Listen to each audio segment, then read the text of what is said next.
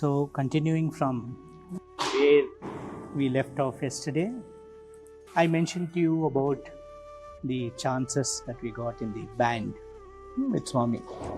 And so for this function also, Swami allowed us to play band, to lead him to the Ishwaramba school building inauguration. Then the function was a very brief one. It was attended by T.A. Pai, Krishna Rao and Subbarayudu. T.A. Pai, as I mentioned, was the heavy industries minister. And Krishna Rao, I don't know who it is, I don't remember. Challa Subbarayudu was also a minister for those rural development or something at that time in the Andhra Pradesh government. So there was a very brief ceremony there because Swami wanted to go to Sai Nagar. You know what had happened was, just before this, Chitravati was in spate. Because it was in spate, it had washed off the entire, it's all the poor people's house in Chitravati. So Swami built a new colony for them, okay, a housing colony, which was called Satyasai Nagar. And so Swami gave all of them all clothes and utensils and besides the house. I mean, that's typical of Swami, no? When he gives you something, he will not give only a part of it. It will be complete. Okay. You can, when Swami takes you to Kodaikanal or somewhere, he will give you a kit. That will contain toothpaste, toothbrush, soap, tongue cleaner, then soap case, then napkins, and then there'll also be the towels, turkey towels for bath, and pairs of clothes. Everything Swami will give. Okay, all that you can imagine. Okay, everything that you need.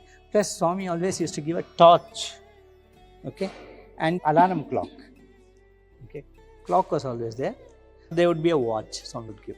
Okay, so it is always like that. When Swami gives, he'll make it a complete kit like that. Okay. Swami then went to open the Satyasai Nagar. Okay, it was a Harijan call. In the evening, one very interesting thing which happened in between was, see, Chitravati was still in spate. Okay. And can you imagine, that was a time when water had come off till Ganesha. Our Ganesha temple is there, no? Till there water had come. And the whole place was inundated. And so what Swami did was, Swami went up the East Prashanti to the top, okay, and he kept on waving his hand like this, for Chitravati to go, which direction it has to go, towards the Bukkapatnam tank. And of course, by the next morning, it had come down to normal. Okay. In the evening, there was Swami's discourse for about an hour and a half. In the end, Swami spoke about Ramakrishna Paramahamsa and Hazra. Hazra was one of the intellectuals of that time. In Calcutta society, they had a lot of intellectuals. So one section of society used to be very religious. The other was highly intellectual. A lot of science work also has gone on in Calcutta in those days. Okay. And during that discourse, Swami said this suddenly.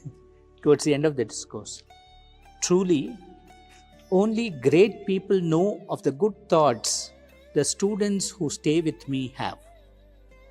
He's talking about, of course, that time only Brindavan College and Anantapur College was there. Okay, so only great people know of the good thoughts the students who stay with me have. I know what I am doing for them. Sometimes I do punish them. It is not right for anyone to argue for and against this. I punish my children.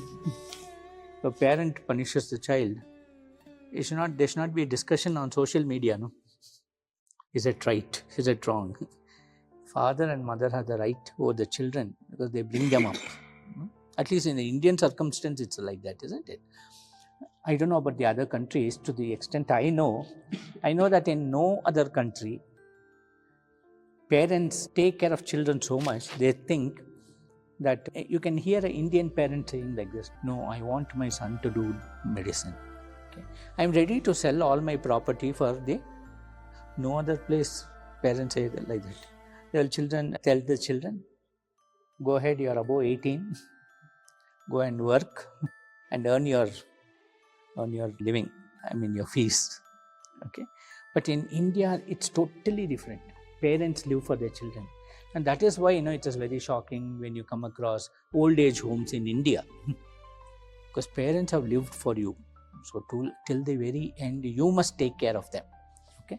So here Swami is saying, nobody has a right to argue about whether it's right or wrong. See, who are we to argue about Swami's actions? No? Swami knows what he is doing. I do punish them. Okay. When whatever the world might say, I am not going to leave these students, and they also are not going to leave me. Means that relation between Swami and students, between Swami and the youth, is such an eternal one. They will not give me up. I will not give them up, of course. No, Swami is not giving up. He doesn't give up anybody. Okay, but they will not give me up.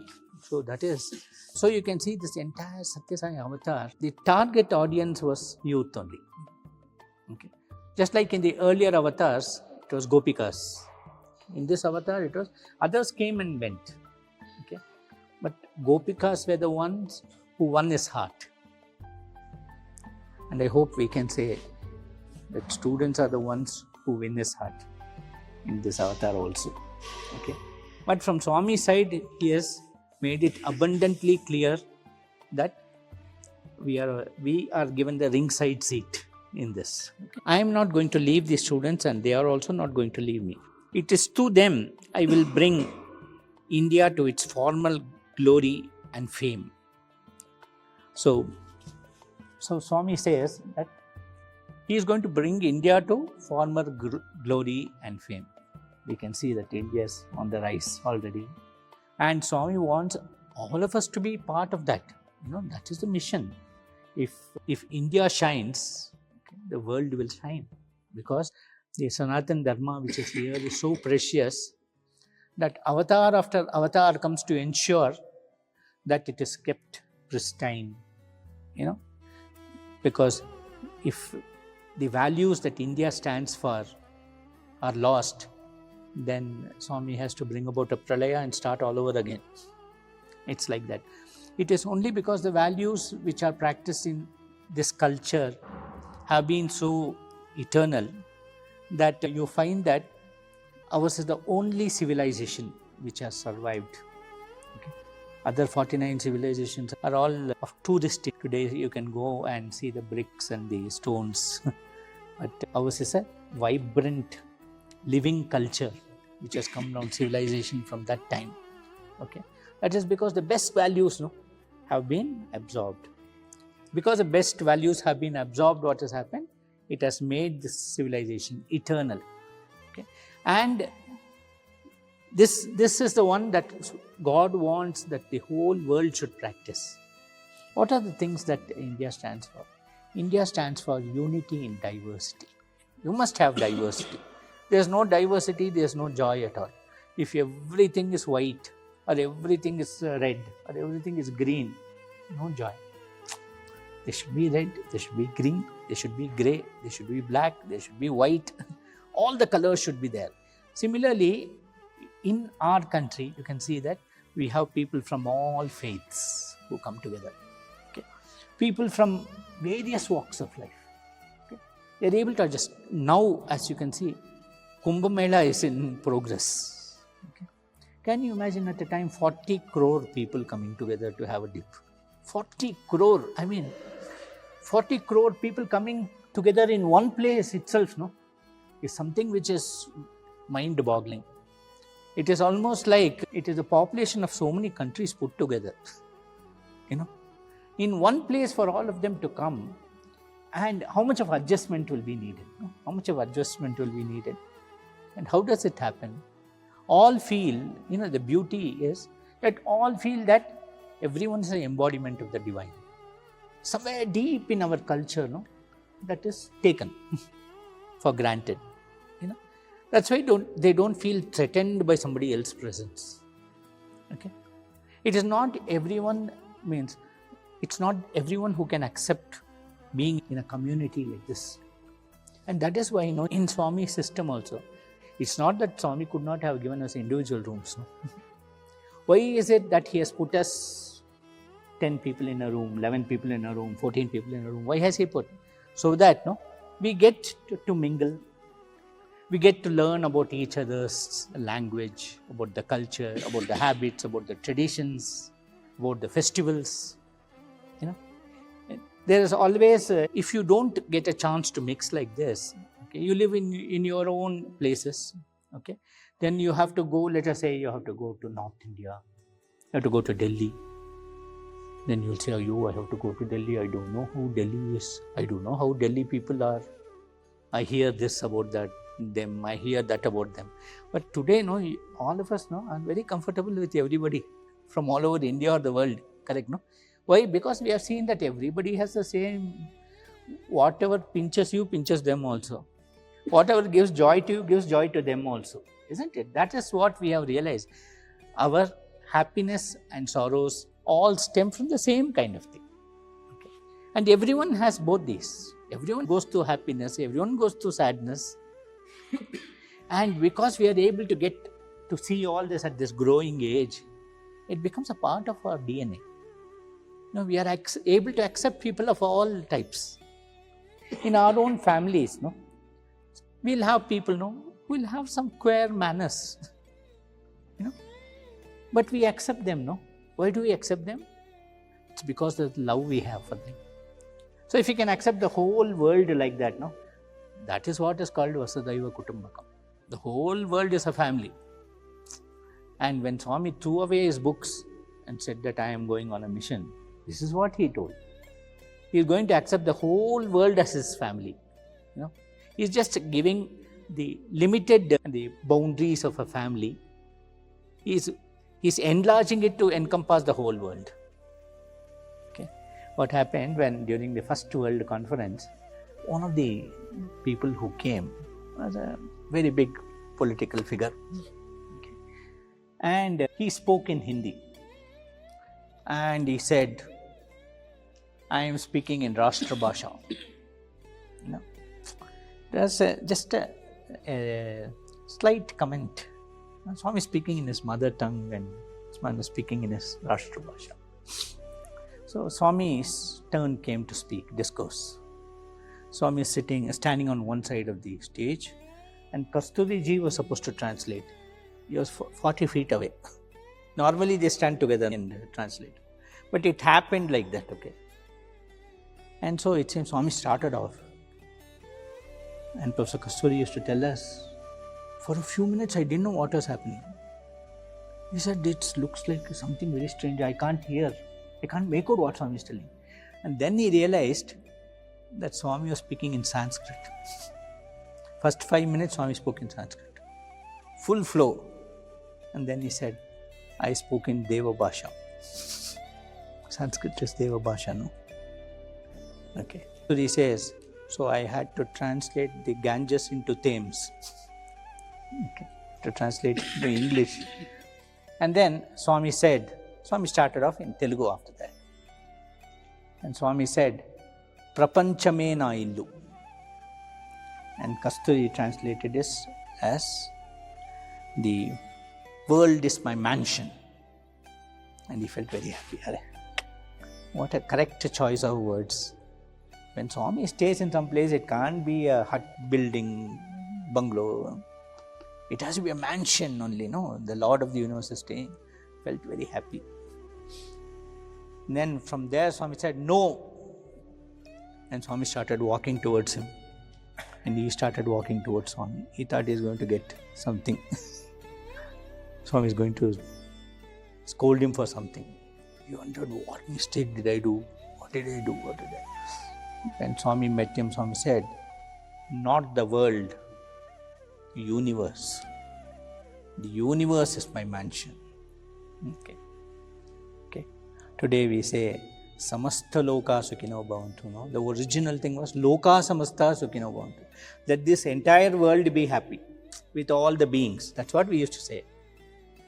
But Swami converted it into samasta lokas, not only this world, all the lokas, all the beings in all the lokas, let them be happy.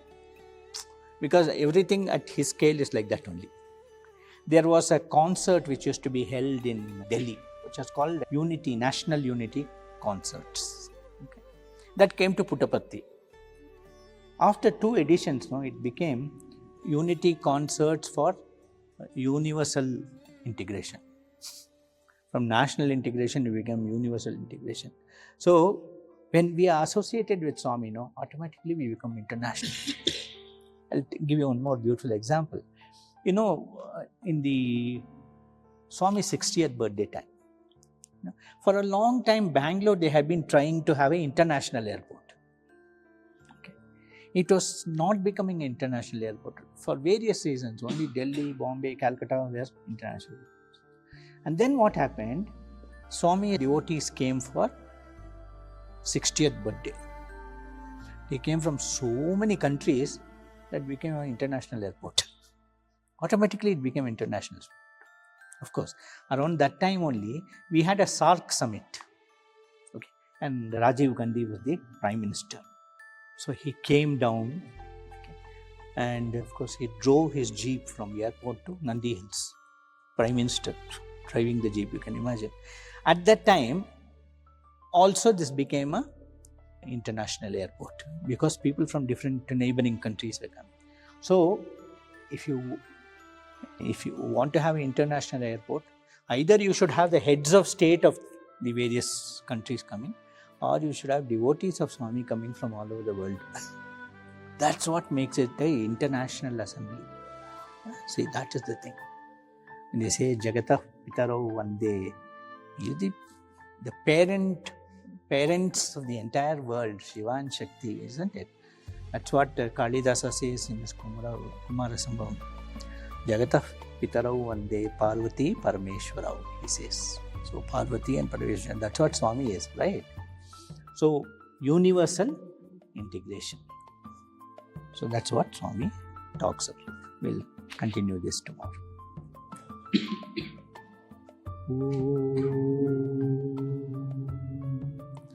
Shanti, Shanti, Shanti. Jai Bolo Bhagwan Shri Satya Sai Baba Ji Ki Jai.